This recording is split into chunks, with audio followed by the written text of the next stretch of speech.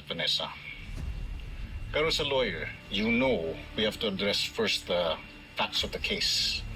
Ikaw ang tinuturo ng mga victim. At ang kwintas mo ang natagpuan sa gamit ng kidnapper.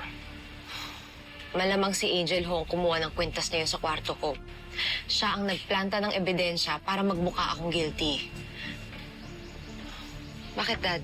I read the forensic report na nakuha ng abogado mo. Kung si Angel ang kriminal at siyang nagtanim ng ebidensya, explain this to me. Bakit walang fingerprint si Angel sa pendant ng kwintas mo? Bakit fingerprints mo lang ang nandun? Kung hinawakan ni Angel ang kwintas para itanim bilang ebidensya, dapat may trace yun. Pero malinis, Vanessa.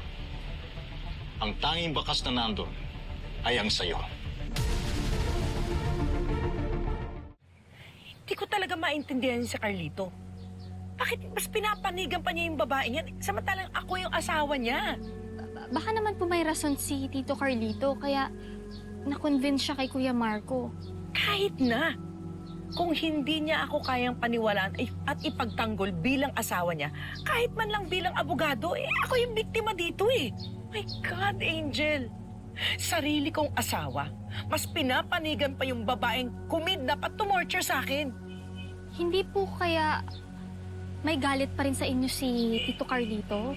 Yung tungkol po sa past niyo, sa cheating. Baka naman kaya kinakampihan niyo si Ate Vanessa para bawian po kayo. Isipin niyo po yung tita, ha? Kapag nakalaya si Ate Vanessa, nang dahil po yun sa asawa niyo, ano na lang iisipin ng mga tao?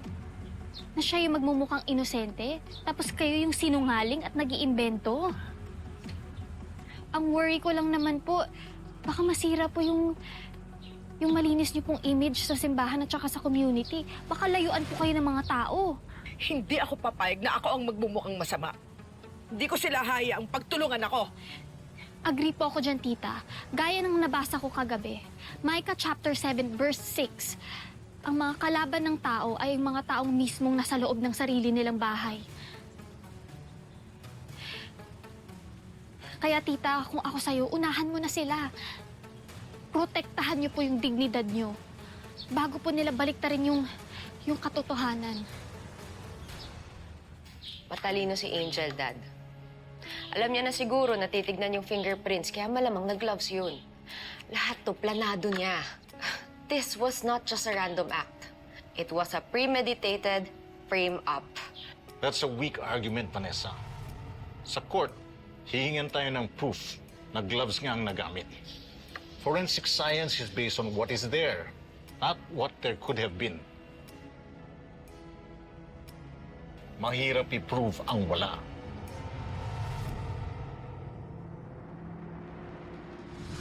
Balik pa lang ina sa akin. Sige, ipipigay ko sa'yo. Simula pa man yan. Lahat ko kunin ko sa'yo. Aagawin ko ang asawa mo, anak mo. Lahat aagawin ko sa'yo. Intindihan mo yan? May intindihan mo ba? Dad, may sinabi siya sa akin. The last time that she was here, ang sabi niya, simula pa lang to. Hindi ba enough yon as admission of guilt? Inamin niya na siyang may kagawa ng lahat ng to. Sino ang mga ibang nakarinig? May gusto bang tumayo ng witness? May recording ba? It's just your word against hers. At sa ngayon, ikaw ang itinuturo ng biktima. And it's your fingerprints nasa ebidensya.